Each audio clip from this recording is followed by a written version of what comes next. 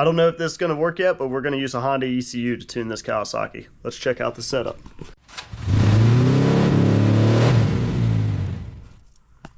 Alright, I'm going to do a rundown on this engine for you guys.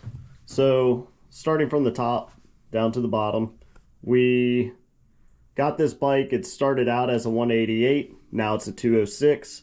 It has the 3125mm head on it, stage 2 cam, and then the 206cc kit pretty much, which I believe is a 66mm piston matched with a plus 6mm stroker crankshaft. Other than that, everything else kind of internally in the bottom end is all stock, besides the clutch. Over here we have what you can't see, but it is a 6-spring 5-disc clutch. That helps tremendously on these bikes. Definitely good clutch feel, really good grabbing power. It's never slipped. They last a little bit longer than the standard I think 4-spring clutch that's in these bikes. Then down in the transmission area, we went ahead and had all the gears polished from our buddies over at DH1 Mods. And then, as you can see, we have something kind of cooking in here that will come out soon, but you will be able to run a pod filter in your air box, and that helps out tremendously. And that idea also came from DH1 Mods. And a Power Max CDI, which they're kind of hit or miss. But for today, we're going to go ahead and get some more tuning done and see what she puts down on the old DynoJet 250i. Alright. I don't know if this is going to work yet, but we're going to use a Honda ECU to tune this Kawasaki. Let me show you the setup. In theory, this should work. We have our wideband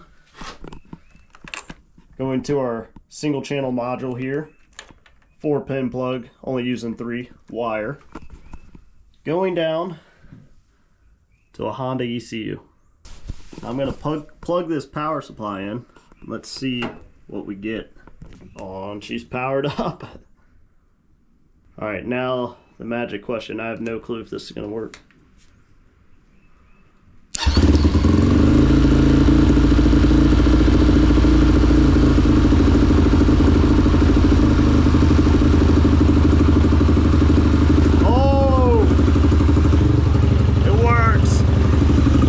The reason why we opted to go with the O2 sensor on this bike is because, of course, it's going to be the most accurate.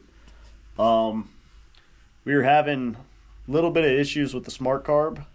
It's kind of hard to make any adjustments other than just richening and leaning it out. It's not like what we're used to with the carburetor. So I really wanted to read what this bike was doing, and from what I know to what it was doing was complete opposite. So it actually needed to be leaned out a lot more than everything I was kind of reading on just the old school traditional way, and we ended up leaning it out, getting the power curve a lot better. And now we're going to do some runs and get our final numbers and show you guys kind of what this thing's doing and making, and have a blast. So Sean's got everything set up. Let's do some runs.